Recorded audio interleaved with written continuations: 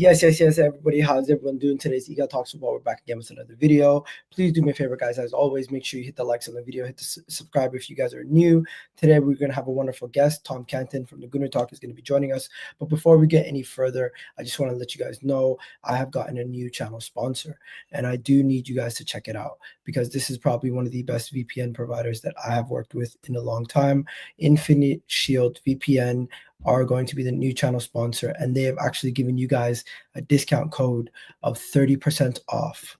All you need to do is type in the code EGAL30, and it will give you 30% off any purchase of the newest providing VPN. And you don't even need to go anywhere. You can just scan that QR code right there, and it'll take you straight to the website, giving you the channel discount right away. So don't go any further. Please do check that out. And of course, anytime you guys support a sponsor of the channel, it also supports me. So please don't forget that.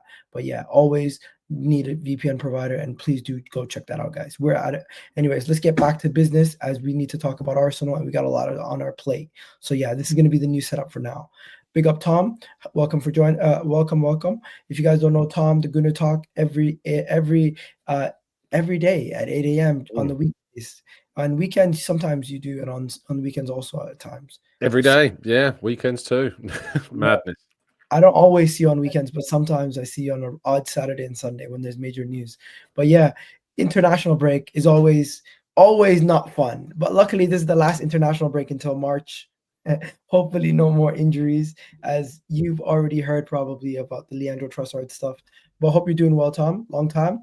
Last time we spoke, I think, was preseason. Yeah, something like that. I think, yeah. It's been a long time. But yeah, man, how you feeling about the season so far? How you feeling about just everything, that the state of Arsenal, man? It's been a roller coaster ride to start the season.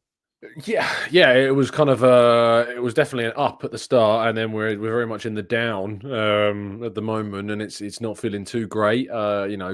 Winless in 4 league games, defeating the Champions League, of course, 1 win in 6, I think, across all competitions. So yeah, not great to be in that position right now.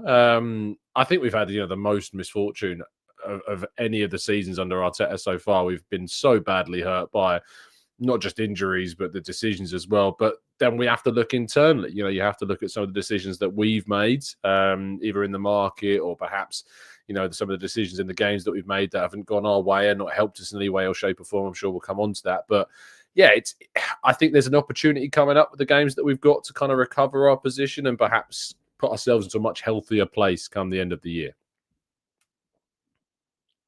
Well, you're on mute at the moment, Egal.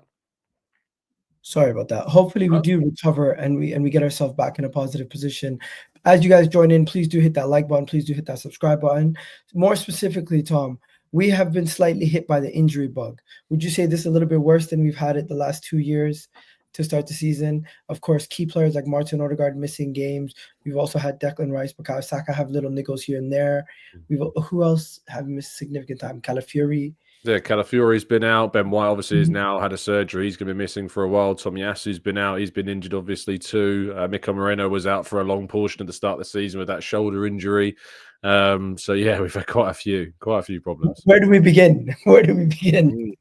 Yeah. It's obviously been. I think the one that hurts the most, obviously, is Martin Odegaard. I think that's fairly obvious. His creativity, the way in which he's so synergized with what we do. He's like having Mikel Arteta basically on the field at times because he's so, he knows exactly what the manager wants. He knows the philosophy down to a T. And we saw that with the response, with his performance against Chelsea. He was there to provide the assist for Martinelli. He was there to play the ball into Saliba, where we nearly should have won the game at the end as well. We have missed him hugely. But Calafiori, I think, is also a massive, massive loss. He was injured in that game against Shakhtar Donetsk, which meant he missed the game against Liverpool. So our progression down that left-hand side was significantly, affected. And I think Martinelli has definitely been affected by Calafiori's absence as well. So, yeah, that's been a shame. And obviously the suspensions have also hit us with Declan Rice being sent off, Trossard being sent off, and Saliba, a massive one, of course, being sent off and missing the game against Liverpool as well. So those have been huge. And I think in those games, particularly the red card at Man City, that was really, really painful to drop points in the manner that we did. Had we have gone all the way of 11 men against 11, I think we would have coped much, much better than we ended up doing. We still managed to nearly, it was only seconds away from claiming a win there. So that would have been a massive achievement. I just think that anything that could have gone wrong this season has kind of gone wrong, and that's a frustration. In North American sports, they call it the year from hell, but it could be worse for Arsenal. Let's be honest, it could be worse. We're still in a reasonable position. Hopefully we can recover. But before we go any further and look forward and things, let's just take a look back quickly. Do you think Ben White's injury, do you think this has been affecting his form, or do you think this has been affecting his selection?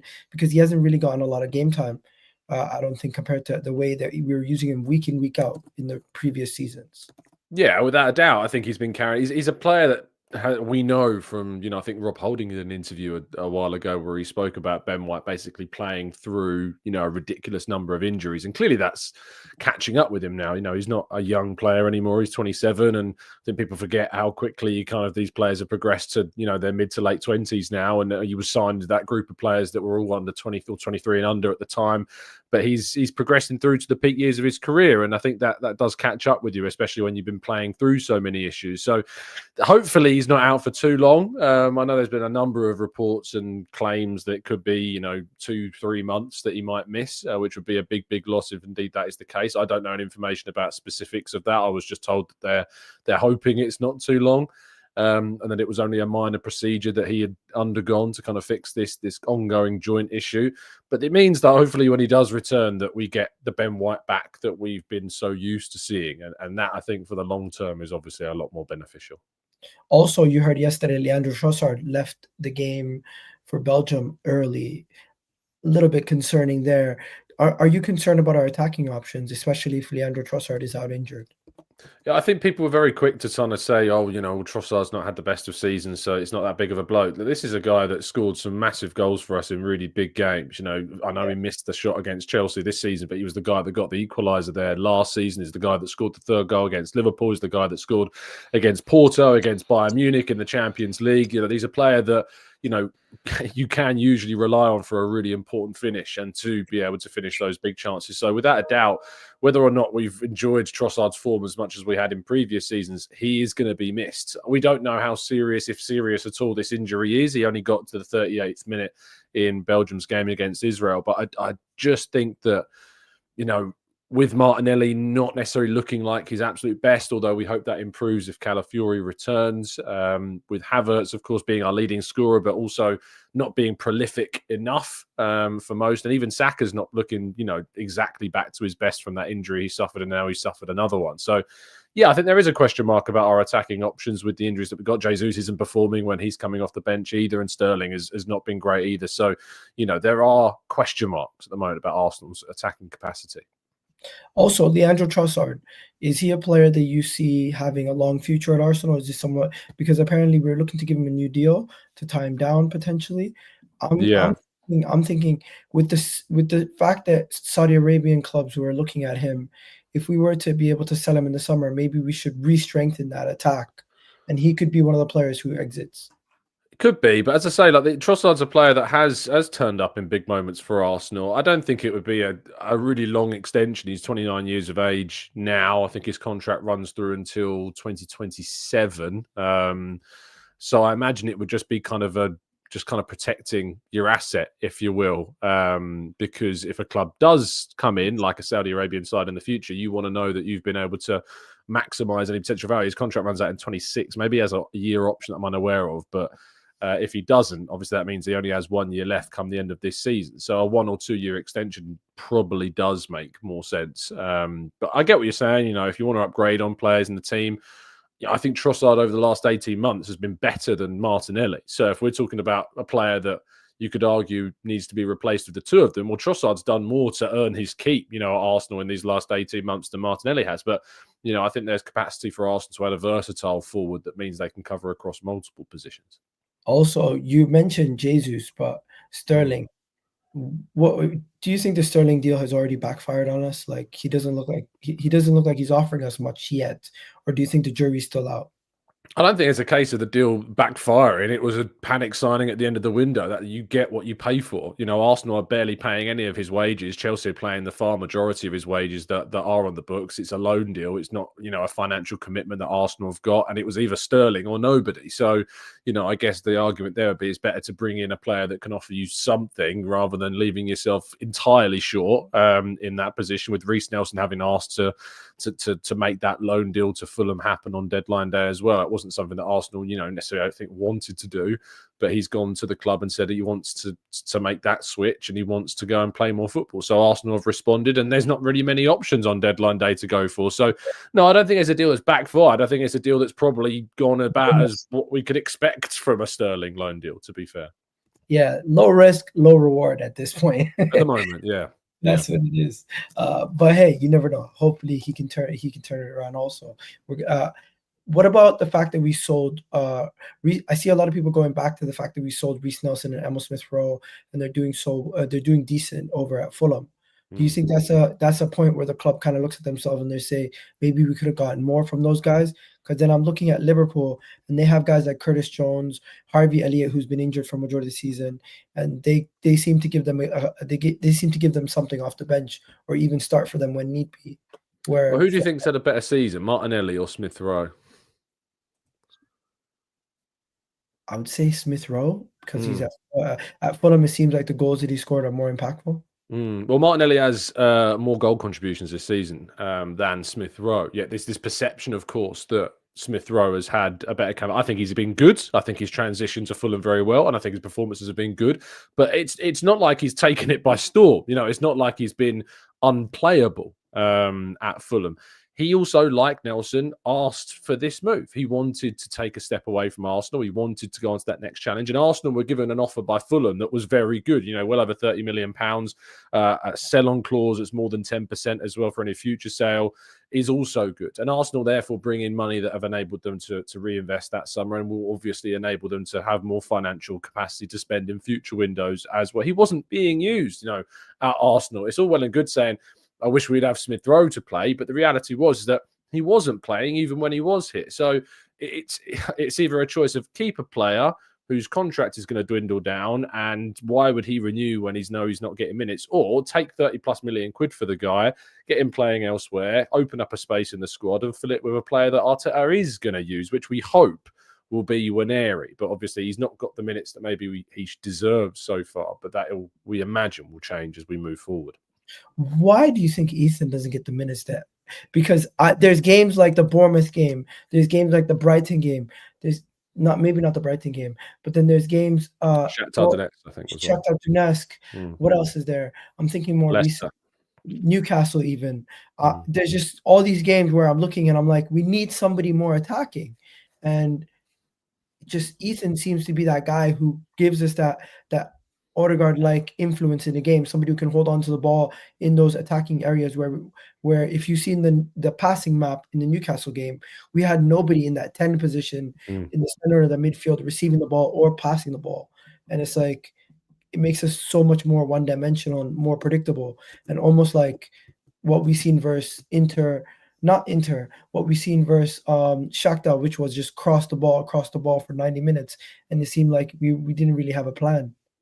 Yeah, it's something I've been very critical of Arteta this season is his underuse of Nwaneri. I think he needed to be braver with him. I think he could have started him against Southampton. I think he could have started him against Shakhtar Donetsk. I think we got to the point where he should have been coming on in games much sooner, and he hasn't. And the reason for that clearly is because he's being cautious. He doesn't want to throw him in too soon. It's not that he doesn't rate him. He definitely rates him. Trust me, Arteta knows, you know, the talent of Nwaneri, but there is a custodianship. There is a cautiousness that you don't, you know, throw a teenager in too soon. I think he's being too cautious. I think he needs to give him more minutes. And I think that with Odegaard now back, you've kind of, in some ways, missed an opportunity to give him more minutes while Odegaard was missing. Every single time Nwaneri's come off the bench, he's done something, whether it's coming off the bench against Leicester at 2-2 and, you know, taking those opportunities to shoot and get very unlucky. But ultimately, we went on to win that game, much because of his, you know, momentum that he brought into it. You know, the game against Bournemouth, he comes off the bench at 2-0. I still think he added more progression than we had in the midfield prior to him being on the field. Came in against Inter Milan and spun a defender and took a shot at goal. Yeah, it went wide, but he did more than what the team was currently doing at that point. Every single time we see Nwaneri, he gives something. And I just feel like he's done enough to have deserved more opportunity on the field than he has done so far. Fair enough. People in the chat, we got 82 of you guys in the chat right now. Do me a favor, please do hit that like button right now. It is absolutely free. And of course, do check out the channel sponsor. Of course, right now, you can go scan that QR code. But Tom, while we're talking about bravery and like things that I criticize Arteta for, I am not somebody who criticizes Arteta too much about like some of the things that people say online. They say a lot of craziness, but there's one thing I did question him when we've gone down to 10 men a lot this season, and sometimes maybe unjust in my opinion, as I don't think all those refereeing calls were quite fair, and you can discuss that also. But has Arteta's approach when we have gone down to 10 men been a little bit too defensive and too cautious, and maybe it could be a little bit more braver, because we've seen people win in positions with 10 men in the past, and we've also seen teams that are better play better football play better football even when they have injuries to some of their best players. So it's more about the questions about the 10 men, and also just overall, has our play not been good enough? In my opinion, hasn't been to the level that I've wanted it to be for majority of the season so far. It could be due to the difficulty of schedule, or it could just be due to the fact that Arteta this season has been a little bit more defensive, and the team has been leaning on their strength, which is their defense. I think when it comes to the games with 10 men, the Bournemouth game's the one that I think of the three you'd say, yeah, Arsenal could have done more. You know, we could have taken the game more so to a Bournemouth side that, yeah, are good. You know, the high intensity side, they press very well, and they've already beaten Man City at home as well this season. So it's not like they're no mugs, are Bournemouth, and they've got two big wins at home this season. And I think they'll finish the season very strongly. But I think the Man City game, you're 2-1 up at half time at the champions. Yes, you're going to defend. You're going to try and hold on to that, because you know that for them to win this game, they've got to score twice. And with the defensive record that we had at that point, which was very, very good, especially away from home, you know, we hadn't lost a game all year away from home in the league by that point, away at City. So, of course, we were going to sit in. So I'm not critical of the way Arsenal approached the second half against City at all. You know, down to 10 men, I think we sat in, dug in, and we were seconds away from getting all 3 points and vindicating that decision. The Brighton game, did we sit back a bit? I mean, yeah, but we also created 2 match-winning chances against Brighton. You know, Havertz should have scored his chance. Saka arguably should have scored his chance as well. So despite the fact of going slightly defensive, which you would naturally do going down to 10 men, we still created the 2 best chances of the second half that we should have then gone on to win that game, regardless of going down to 10 men. I think the biggest reason why we've seen, obviously, the form dip and the performances drop has been the absence of Martin Odegaard. Now, you can't be beholden to just one player. You can't be in a team that's challenging for a title and say, without one player, you have no chance of winning a title. That's ridiculous. And I think that it's a case of 2 different issues. It's that other players, in the absence of Martin Odegaard, have not stepped up enough. We all can sit here and say that players like Jesus need to be moved on and whatever. Gabriel Jesus is still a very good footballer and should have delivered more in games that he came off the bench, and especially a player that wants to get more minutes. And when I've spoken to him myself, and he talks about, you know, he's not fussed about, you know, links to other strikers, he's focusing on himself. Well, he needs to do more, because he's not delivering enough when he's given those opportunities as well. Bukayo Saka, even at times, you know, has been a little bit too quiet in games. Our left-hand side in particular, Martinelli's had big chances and not taken them. Havertz has had chances, not taken them. Trossard's had chances, as we saw in the Chelsea game, and not taken them. We need to be better with the players that we have got, you know. And the other part is obviously about squad building. Could Arsenal go into the market now in the future and add a player that adds that versatility? I think that this is where obviously you point the finger at the Nwaneri situation as well again, and not giving him enough minutes. And I think in future windows, we need to have a look at trying to find a player that's versatile, that can play with Odegaard, but also instead of Odegaard when he's not there, to a competitive standard that sees the quality not drop off so much when he isn't there. So I think that that's the biggest reason why we've suffered this season is the absences, the inconsistency. Obviously, there's some contentious decisions that haven't gone our way as well, which you could point to also. But I think we've had a bit of a snowball effect in the last few weeks, and this international break's come at a good time. And hopefully we can have something of a reset and then really take these next 6 games with a different verve. Because even though it looks really bad, if Arsenal were to drop fewer than 6 points between now and the end of the year, they would have dropped less points this season at the end of the year compared to last season. So even though it feels much worse, if Arsenal go on a very good run in these next 6-7 games, we actually will find ourselves in a better position than we were at the same stage last season, believe it or not. Crazy to think that. Maybe it's just because Liverpool came firing out the gates. I do think difficulty in schedule had a big factor in this, because I don't know if you know this, Tom, but we've played pretty much 7 teams out of the top 10 compared to Liverpool, who played only 4. Yeah, of course. But they still won those games. You can only, we're in a position where Arsenal have had a difficult, more trickier start in terms of fixtures. Liverpool have been more fortunate with what they've got, but they've still won those games. They've beaten sides like Aston Villa. They've gone to the Emirates and got a point. They could have won that game as well. Arsenal could have won it as well, of course. They've beaten Chelsea. They still have to play Manchester City as well. But, they've beaten some good teams, and they had a very fortunate start to the season with their fixture scheduling that enabled them to build up this momentum under Slot. And they already had a really good team. I don't really like the comparisons between Arteta and Slot. Like Arteta, what he inherited compared to what Slot's inherited at Liverpool is night and day. It's completely different. So when it comes to looking at Liverpool and Arsenal this season, Liverpool have got some challenges still to come, and we'll see where both teams are at the end of the season. But if I was a Liverpool fan, I would be, over the moon right now with where you are. But if they were to finish third, in this race out of these top 3 teams, or fourth, even with Chelsea, being up there as well, you can't discount them at the moment. And there's only a point between third place and 9th right now in the table. That's how competitive it's been at the start of this campaign. I think Liverpool fans would be very disappointed if they weren't up there in the top 2 come May. What would you say if Arsenal finished third? It depends how. It depends how. It's. I always get asked these questions of what if this happens or what if that happens. The reality is that we won't know what and why has happened until May. If Arteta's made horrendous decisions which have cost us big gains and big points throughout the whole course of the season, then that creates a different conversation. If Arsenal have been incredibly unfortunate and have finished third and have still managed to finish above other sides in the table, then it might change the conversation again. It's always, people love having conclusions. People love having ultimatums. They love, putting their stall out months ahead so they can either point back to say, look, I was right and this was going to happen. Or what you can do is be a little bit more patient and say, I'm going to hold off on having an opinion on something for once and just see how it plays out. And then I'm going to have my opinion and have my conclusion when that time comes.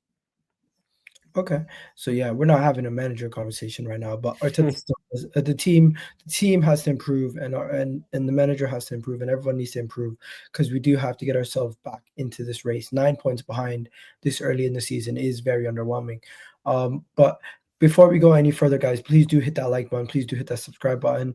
As for there's a lot of news going around the last couple of days, and one of the things that's going around is Edu's left, and that came out of nowhere. I don't know if you had any inkling that was going to happen. I don't think even Arsenal had any inkling that was going to happen. Sorry. But yeah, you did post an article that you did. I'm just going to post this right here. If you can see what I have on the screen. Sorry. It's a little small on the screen. I can see it, but I can see what you're going with. Yeah. Yeah. Oh, wow. That is very small. But yeah. No, I can't even get it any bigger. What am I doing? Okay, yeah, that's not gonna work, is it? That's fine. You can see it. Anyways, yeah, as you can see it.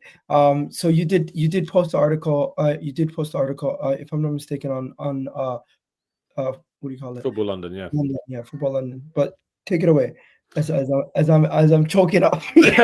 Go grab yourself a glass of water if you need to go. Wait a while, man. I think what listeners need to understand about kind of the Edu situation is that this was a surprise to Arsenal, and this wasn't something that was entirely expected. There was always a degree, because we'd heard those links back, in March, of when the Nottingham Forest owner Evangelinos Marinakis obviously wanted to perhaps use Edu as a big CEO in his group.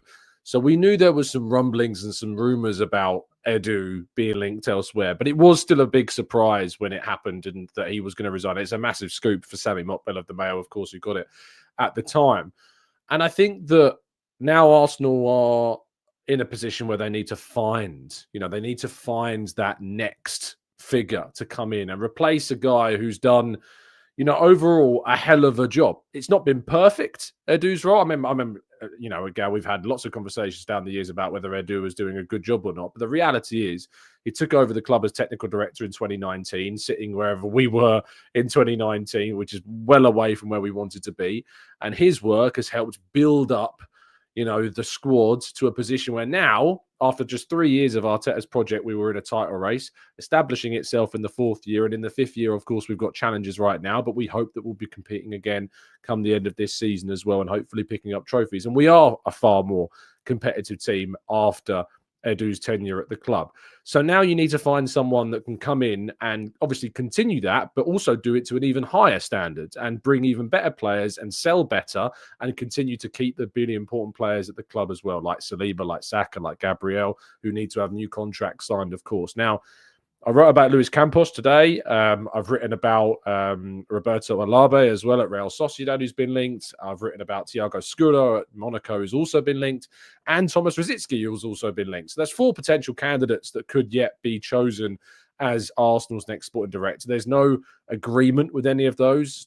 Off the record, I've heard rumours about proposals being made, and specifically to Alaba. I think he was the key one that was being talked about at Sociedad as being a potential successor to Edu. And all of these candidates have done some really good work at the clubs they're at. They've all had really positive impacts at the clubs that they've been at, helped them progress. More so, Rosicky, Alaba, and Scuro have seen progressions of their respective teams. Obviously, Campos has kind of established and continued the establishment of PSG's dominance in Liga, but there's still some question marks about some of the deals that he's done, like Gonzalo Ramos and Randall Kolo Muani, for instance. Where has Rosicky done his work? Rosicky's spent the last few years with Sparta Prague in the Czech Republic. He took over the club. He took over the position, I think it was from the memory of the article I wrote, 2019, around that era.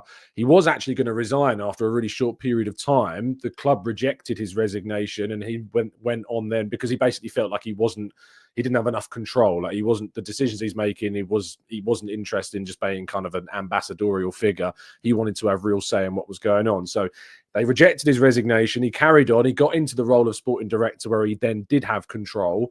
And then they've now gone on to win 2 league titles and get back into the Champions League for the first time in 19 years off the back of, a really difficult period where Slavia Prague basically became the dominant force in the Czech Republic. And now it's Sparta Prague again under Thomas Rosicky's tutelage that have risen back to become a really dominant force in that nation. If I could pick one, of course, it would be Luis Campos. If you look at, obviously it's very tiny on the screen, but what I'm trying to show here is that he's the guy who's unearthed the likes of Martial, Bernardo Silva, Adama Traore, Fabinho, Lamar, Kylian Mbappe, Rafael Leao, Victor Osimhen, Nicolas Pepe, and many more currently at PSG. Victor Campos, he's rebuilt Monaco, won them the league, rebuilt Lille, won them the league. He obviously went to PSG and continued to keep their dominance in the French league and rebuilt a very young side right now that we recently played and beat. But hey, I do think if he is looking for a new challenge and he came to Arsenal, it would probably be his biggest job of his career. And no insult to any other clubs, but it probably would be the biggest financial club that he's dealt with also after PSG maybe. But hey, that would be the guy I would go for, probably the most ambitious name out of all of them. Don't you agree? I think that Campos is the most high profile of all of them. The worry I've got with Campos is that when he's got the job at the really big club, which was PSG, the work that's gone on there has obviously been different to the work that he did at Monaco and at Lille. So the job that he did at Monaco and Lille was more about basically picking up bargain players and picking up players that were of high notoriety at a really young age, and then them excelling at clubs like Monaco and Lille before they were then sold on by the club for a huge amount of profit. And he did really, really well at that job. He's gone to PSG, and he's basically an advisor there. He's not a sporting director. He's there in an advisory capacity under contract that runs out at the end of this season. And the signings that they've made, some have been really good. And you look at Vitinha, for instance, who's been excellent. You look at Fabio Ruiz, who's been really, really good. This summer, you look at João Neves, who came in. But as I said, there are some other really big signings they made, like Gonçalo Ramos, who I'm a big fan of, but he's not really adapted to the PSG. Randall Kolo-Muani, who I also brought up again, he has not really made do on that 75 million odd pound deal that they paid for him. Back-to-back misses on striker, yeah. And this is what I mean. And this is the forwards that he's brought in there. Ousmane Dembele's had a really good time there, to be fair to him. But like the forwards he's brought in there, the money they've spent on those players, they've not necessarily worked out smoothly. So he's not got a perfect record when he's gone to that big club. And we've gone to the big clubs before, like Barcelona, and got Raul Sanllehi in, and we all know how that went down. So it's no guarantee that you get someone from a huge club and they're going to do a good job at You know what? Talking back about forwards, 1 second. Going back to that, when are we going to sign another forward? Because I'm Tom, I'm kind of getting antsy. Like I'm looking. Do you think we're going to sign a forward in the January? Do you think we're going to sign anybody in January? Because Edu leaving, could that negatively impact our January transfer window? I think it would affect it to a degree. There should have been a lot of preparation and planning done prior to him handing his resignation. They do, planning for these windows months in advance, but it would be naive to think that there wouldn't be any kind of impact. Jason Ato, who was the assistant sporting director to Edu, has stepped into that role, and he's highly regarded, across the sport. So I think that there are absolutely no excuses for Arsenal not to add reinforcements in January. They made 2 major sales on deadline day with Ramsdale and with Eddie Nketiah. There's money there that can be spent. There's financial freedom for them to be able to spend it. If they don't spend money in January at all, it would be a horrendous outlook on that market. Well, what do you think we could potentially bring in? Would it be another panic type signing? It shouldn't be. Arsenal should be looking to add a competitive forward option. I don't think it'll be the centre forward that everybody wants, because the reality is that Viktor Gyökeres isn't leaving in January. He's come out and said that himself. He's staying to the end of the season with Sporting. Alexander Isak, there's a lot of ITK hype around this at the moment, but there's no suggestions that Newcastle will be open to selling Alexander Isak in January, and it will be more likely that if he does move, it would be in the summer, because his contract situation continues to be a little bit up in the air. So the idea that Arsenal are going to add a striker in January just doesn't seem to be realistic. And for me, I don't want to see Arsenal go out and add a striker unless it is the absolute best. I want to see Arsenal go out and add the top option. I have an option for you. What if we can get Victor Osimhen for like 62 million? I personally, Osimhen is not on my radar as being amongst the Gyokeres and Isak standards for me. That's my opinion, and I've held that for some time. I think that the lack of interest in him in a summer window at Napoli, where he was available for sale, and that obviously led to what happened at the end of that summer transfer window, and he went on loan to Galatasaray, where he's doing pretty good in a limited league, of course, and he should be doing well there. But I think that, Arsenal need to go out and add, either a player like Isak, who has got that Premier League experience of playing and arguably being the second best striker in the league behind Erling Haaland right now, or you go out and add an absolute prolific goal scorer who continues to do so. And last season, when Gyokeres got 50+ goal contributions, it was a case of, is this just one season for him? Well, it turns out it's not, because this season he's not only scoring that number of goals, but he's doing it against Manchester City in the Champions League as well. So those two for me are the caliber that Arsenal should not be compromising on. You know what we need, though? I think we need a signing that is going to bolster our front three, similar to how we signed Trossard. But I'm thinking, who could we get right now? I just don't see any links to anybody that we would be looking at in that position. Well, so Arsenal do keep things very quiet when it comes to transfers. I know we hear and see links all the time. The reality is that what goes on behind the scenes does try to be kept as secret as feasibly possible. I think in terms of a player that I'd like Arsenal to potentially look at is Ademola Lookman from Atalanta. I think he's an exceptional player. Obviously, he finished higher up in the Ballon d'Or standings this season than any Arsenal player. He finished 14th, I think, or 16th, 14th, I think it was, in the rankings. And Yeah. He won the Europa League by scoring a hat-trick in the final against the undefeated Bayer Leverkusen. He ended the season, I think, with 27 goal contributions, playing in a variety of forward positions. He can play on the left, he can play through the middle, he can play behind a striker. Sustainable in January. If you put in a good enough bid, he would be. I don't know how much Atalanta would be wanting. Transfer market value around 40 million euros, but they don't tend to be too accurate when it comes to those valuations. I think I'd be interested to see if Atalanta would entertain a 50 million pound bid for Lookman. And I think that, he's not like a exotic name, and I know that, and he's been in the Premier League before and hasn't lit in the league alight, but that was a long, long time ago when that happened.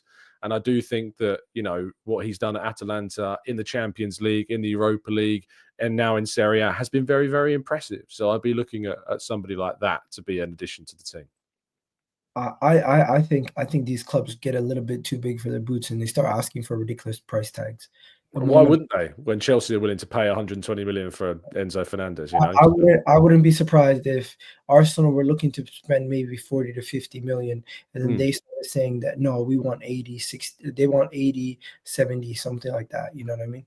Yeah. I wouldn't be surprised by that. And I don't think Arsenal have 70 million to spend in January, so I would be very surprised if that happened. Hey, you know how it is. The window opens and everyone's like, we need to address 3 areas, and it's like, really and truly, we're lucky if we get one. That's just how it is. Especially in January. I mean, the 2023 window, we signed 3 players in Trossard, Kivior, and Jorginho, and that was like, I was shocked. I mean, we did bid 70 million in that window for Caicedo, so it wasn't like we didn't have money to spend there. We clearly did, and we were willing to spend big money on somebody like Caicedo. But we went out and reinvested that money that we had available then. There is money to spend. It's not huge numbers, but it's money that if you leave it unspent this window, I don't think there's any hiding place at all. What about Lyon with the relegations? That's a good shot. Lyon with the relegation. Would you rate Lyon? Yeah, Mohamed has been listening to me in the morning shows because I've been talking about Raheem Cherki at Lyon a little bit. He ranks currently as the 2nd highest creative figure in Europe's top 5 leagues in terms of shot creating actions per 90. So he's been very, very good. So I do think that there are some talented players there. And Raheem Cherki might be one of those versatile attacking players that you could look to sign at maybe a cut price deal this winter. But Arsenal wouldn't be the only team interested in doing that. No, there would be a lineup of people ready for him. What about Kudus? Everyone's talking about Kudus to Arsenal, especially with Ghana now not qualifying for the upcoming AFCON. More people might be interested in him with him not having an AFCON coming up also. I've never been a fan of kind of the whole why the AFCON should even factor into signing a player. It's only a very short period of time that the players are out for, and they're at the club for a lot longer than they are out for an AFCON tournament. I think that with Kudus, again, West Ham United are going to ask for that £85 million release clause that activates in the summer. Why would they accept any less than that when they know they've got that release clause there in the summer? So that's a lot of money. I like Kudus a lot. I think he would be a really good signing for Arsenal. But again, I just don't see Arsenal having that financial freedom to be able to spend £85 million. Do you think we could get either Lookman or Kudus for the money that you think Arsenal would be willing to spend? And how much do you think that is? Of the two, I wouldn't expect Kudus to be attainable, but for Arsenal in January, maybe Lookman for something like £50 million potentially.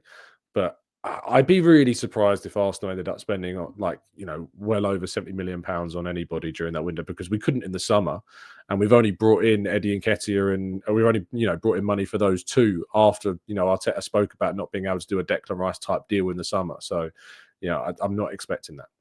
Hey, but if we're gonna be increasing the stadium size to 80,000 and spending $500,000 on that, surely they should be able to spend money anywhere else. It's different because the restrictions on transfers and what clubs are then allowed to spend on doing stadium renovations they're different threads. Profit and sustainability is about yes, losses and profiting and things like that, but the money that's spent on transfers, it's different kind of sections of investment. So they tend to look at kind of the investment in new stadiums and things like that. It's different. It's not like you've got an owner that's in the top 100 richest people in the world, so therefore you should be able to spend unlimited fees or whatever. There are just very different channels of which this investment goes through. So no, just because we can spend 500 million potentially expanding the stadium, which I know has been reported, doesn't mean that Arsenal suddenly have 500 million that they could spend on transfers. It doesn't work like that. You're on mute again. Oh, sorry, my son was screaming. It's reported by the Bloomberg, so it's not like it's just reported by anybody. It is reported by Bloomberg Business, so they wouldn't report something without it being 100% verified. Yeah, Arsenal have always been open to to improve in the stadium. I'm just saying that just because they've got that much money to spend on potentially doing that doesn't mean that they've got that much money to spend on transfers. It's because it's different revenue streams. You know something though? How is Chelsea able to spend £1 billion on transfers, but it seems like Arsenal always struggling to spend 90 million? Because they took advantage of the amortization situation. They've sold a lot better than us over the last decade plus. And if they don't start winning stuff and start qualifying for the Champions League, they will start paying for having spent that amount of money. They're going to have to do a lot in these coming years to not see that investment start to hurt them. So it's actually really simple when it comes down to looking at kind of what they've done, what could happen in the future, how they've spent that money, taking advantage of loopholes which have now been closed through amortization. So that's the reason why Chelsea have been able to do what they've done. And at the moment, Arsenal don't want to put themselves into a position where they may, like Chelsea, go further down the line and get hit quite badly for it. Could the Cronkies forget about that for a second? There was money available potentially if we wanted to get the right player in the summer. So would that money not also be potentially available in January for the right player? Arteta explained it when he was asked the question. I think it was actually Curtis who asked the question about if Arsenal would sign a player like Declan Rice in the summer, and he said they don't expect to do that. Like, that was never an expectation, that even if it was the right player or whatever, there wasn't an expectation that Arsenal would be able to spend that. They took a sustainable approach to the window. They spent basically as much as they made. They did that because the window wasn't exactly forthcoming with really good options. That's why Man City only added Gundogan back and signed, Savinho, who they'd already signed 2 years prior to their City football group, and Liverpool only added Chiesa. You think about what the big teams did during that window, it was barely anything. That's because the window wasn't that great for big teams. So yeah, unfortunately, it was a really poorly timed kind of scenario where that came up for Arsenal, and they'll look to spend money next summer, but they're never going to spend money for the sake of spending money unless they find the right player. All right, let's get back to the Arsenal right now. How do we improve in the short term without any signings? Playing Ethan, Odegaard being back, how do we improve in the short term? Obviously, we can go to Dubai as a team. That would be great. But outside of that, obviously, Tom. Yeah, and they can't, and they won't do that this season because there's no winter break. But obviously, the return of Martin Odegaard is really, really good for us, and him coming back into the team is going to help, significantly. The simple answer is just win the next game. Like, if you win against Nottingham Forest, you lift the mood, you get that winning feeling back again, and the mental side of things in this sport is as we know, absolutely massive.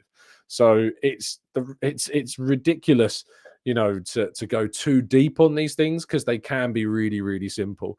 I think Arsenal need to look at what they did in those final seconds against Chelsea. That chance that we created that should have won us the game, that move is Arsenal at its best. That's Arsenal that we need to see back. And we know that that's capable. We know that that's within us. And we need to get that confidence back in the side. So win the next game. It really is as simple as that. And then things can start to improve again. And you can start building up a run, build up confidence. We need to stop making some silly decisions. We need, take the referees out of the game to the most of what we're able to do. Have those really high scoring victories that we had last season.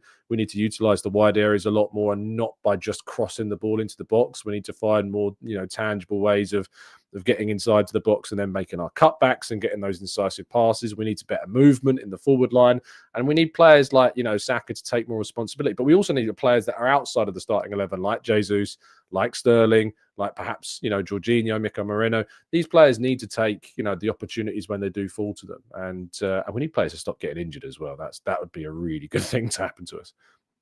All right. So I'm going to give you two scenarios. One scenario, Arsenal get back into the title race and we go down to the wire and we don't win it again, or we continue to fight, get back into the title race, and we find a way to get over the line.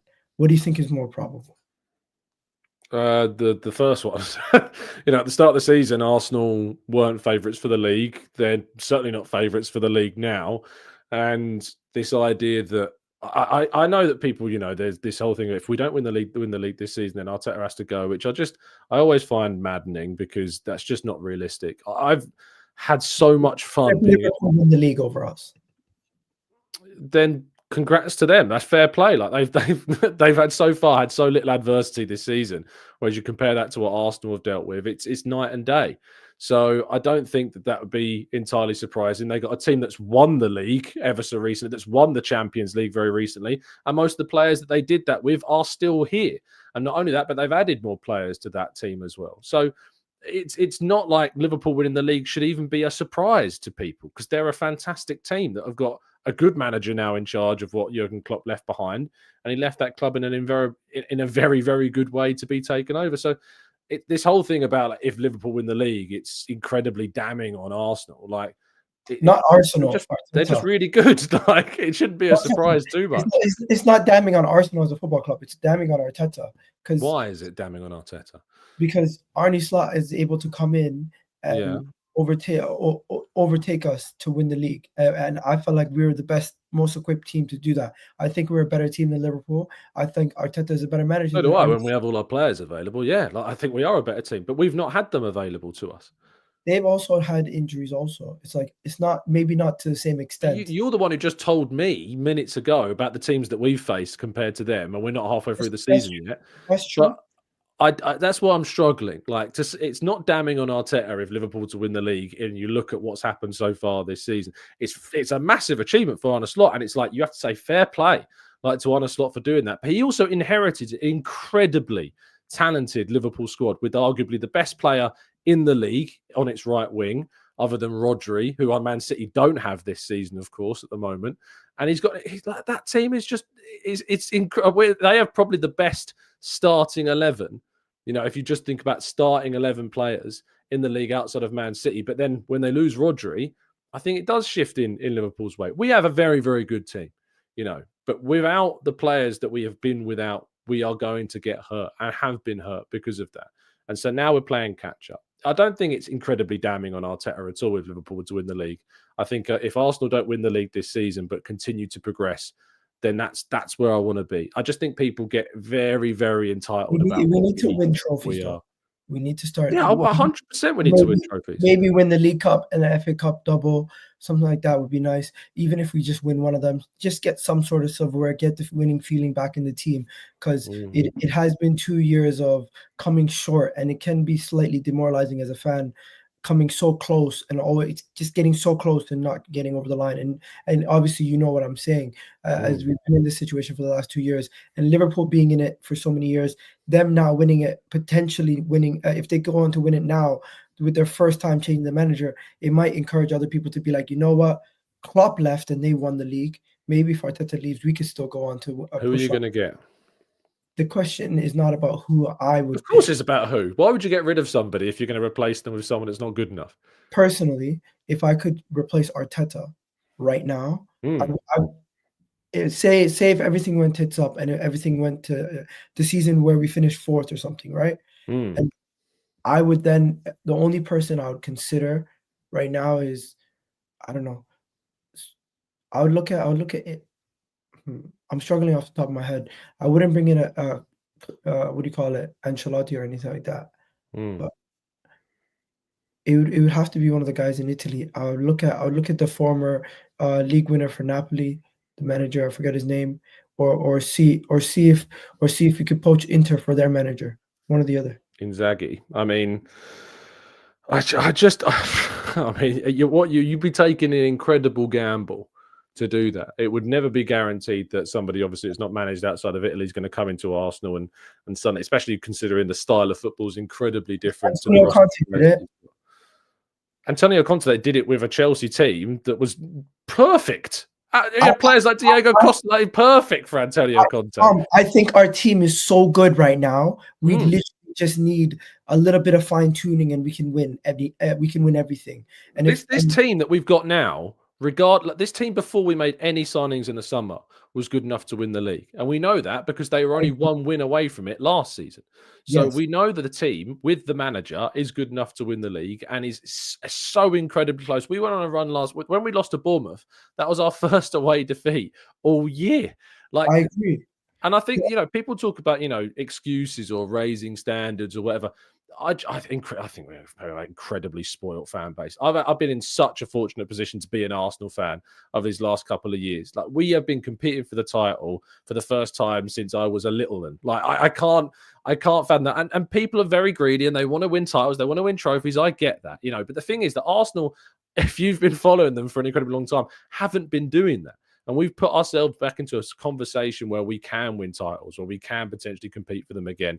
And that is because of somebody like Arteta. Now, this contract that he's signed that takes us into this season and the next two, for me, he has to deliver a Premier League title or a Champions League title in that amount of time. And if he doesn't deliver that Premier League title or a Champions League title, that's when you start talking about the next manager. But I think he's earned us that right to see out this next contract. But if we don't win those things, then that's when you can start talking about changing the coach because he's taken us as far as he can. Tom, this is the difference. I think, yes, Arsenal gave him a 2-year deal, but there's no guarantee he's going to last those 2 years. Of course, that's football. I think he needs to deliver some sort of silverware, be it League Cup, FA Cups, in the short term to just appease the fans of that feeling of wanting to win. And we need to see continuous progression with the team, be it in the league or in the Champions League. If we fall out in the league, at least show us a ladder progression in the Champions League. Maybe try to get to a semi-final or a final. And I know that's ambitious, but of course in the league we want to be competing. If we see Liverpool replace the manager and all their backroom staff, and Arne Slot comes in and wins the league this year, I'm going to look at Arteta and I'm going to be like, is it that Arteta couldn't win us the league or is it that this team couldn't win us the league? Because I'm starting to think, how is it that Klopp was replaced and the same team that he had won the league the next year? Forget about the fact that Rodri's injured and everything else. Just that team was able to raise their levels to a higher level. You can't do that, though. You can't say forget about that. They have a higher point total than any of our teams did last year. Yeah, but if you say forget about the fact that City have lost Rodri, no, let's not forget about the fact they've lost the best player in the world. Even if Rodri was here, they're 3 points off what they had their title-winning side with Jurgen Klopp. Right, but they've not played the same teams. That's true. So they could potentially fall off, and I hope they do. But right now, they're the barometer we're judging ourselves off of. I think you're too worried about rival fans. I honestly do. Like, I think that you're too worried. I think you're too worried about the perception of Arsenal and the perception of us to rival sport. I couldn't give a damn like what Liverpool, Chelsea, Man United, I mean, specifically Man United, Chelsea and Spurs is laughable to even consider saying anything towards Arsenal recently. Liverpool and Manchester City have been dominant forces in English football for the last 6 years. Manchester City in particular winning 5 of the last 6 titles, of course. Liverpool have picked up a Premier League title and a Champions League victory in that year under a very good manager who left behind a squad in the perfect condition for the next coach to take over. Arsenal in 3 years under Arteta after inheriting an absolute mess got us back into a title race for the first time since, for a lot of people in living memory, for our older fans, of course, for the first time in, well over a decade, has established ourselves in that position, finishing 2 points off of the title winners last season, where we scored more goals than the Invincibles, won more games than the Invincibles, still wasn't enough to get there. And we're talking about the idea that the following season, despite all of the challenges that Arsenal have faced in what is, just over a third of the campaign so far, this idea that we might end up getting rid of that guy when it took several people several minutes to try and think up of a replacement who would come in. You don't replace somebody, first of all, if you haven't got the guy that's going to come in and be that right person. Arne Slot was primed for that job, having done really, really well with Feyenoord. And by the way, if Arne Slot was the guy that was being taken over Arsenal right now, I guarantee you, before he'd have taken over at Liverpool, after what he did at Feyenoord, fans would have never even paid any attention to Arne Slot as an option. People were Arne Slot out before he even took the job. Like the idea that that people aren't so fickle as to not look at what he'd done there and think, oh, he's not the right guy. I think we should go and get an Ancelotti. We should go and get these people that won Champions League. No, you need the right person for the right scenario. And Liverpool got the right person for the right scenario. He plays good football, intelligent manager. He's got that Dutch connection with players like Van Dijk and Gakpo that's already there. He's got a really good style of play that's synonymous with Jurgen Klopp, and it fits. But people just talk about this idea of, oh, let's go get Ancelotti, or, to replace Edu. They have those conversations. They're saying, like, people like Thomas Rosicky is going to be a yes man, or people like Roberto Alabe, we need to go to Real Madrid and Juventus and PSG and go grab their people because that's how it works. We've gone to Barcelona and got Raul Sanllehi before, and look how that turned out. He spent £72 million on Nicolas Pepe. Like, we don't need people that are going to spend money for the sake of spending money. We need people that understand what the club's about, understand what's taken to get us to where we are now, and know that they're going to be able to take it forwards. So I just can't get on board with this hyperbole of, if we don't finish here, he has to go, because you have to look at the bigger picture. You have to look at, if Arteta is the reason why Arsenal fail, then it falls on him. But this idea that if we finish here, he has to go, and just ignore the broader context of what's happened to be in that position, that just doesn't make any sense. And you wouldn't have got to where you are right now either. You know what? I agree with you. That makes a lot of sense. And maybe I do think too much about what rivals say. But hey, I don't blame you for that. It's really hard to not. You live in an online world. It's full of really horrible people. Like, it's hard to not. Anyways, we're going to wrap it up here, bro. Really do appreciate your time, Tom. As always, it's really nice to speak to you. And hopefully we do get ourselves back in the groove of things. Hopefully we do end up going and getting an attacker in the January window. And hopefully we do go and get a striker in the following summer, be it Viktor Gyökeres or Isak. By the way, which one would you prefer, Isak or Gyökeres? I genuinely would take either of them. I'd lean towards Gyökeres at the moment just because of his just prolific goal scoring. Yeah. All right. And yeah, hopefully we get ourselves back into the groove of things and we can go on to win the league. But right now, it looks very unlikely. But we're going to wrap it up here. Big up, guys. Everyone, please do hit the like on the video on your way out. Go check out Tom's channel, The Gunner Talk. And you'll be live again tomorrow at 8 o'clock, of course, as always. And we'll catch you guys in the next video. Peace out. Thanks, everyone. mate. Love.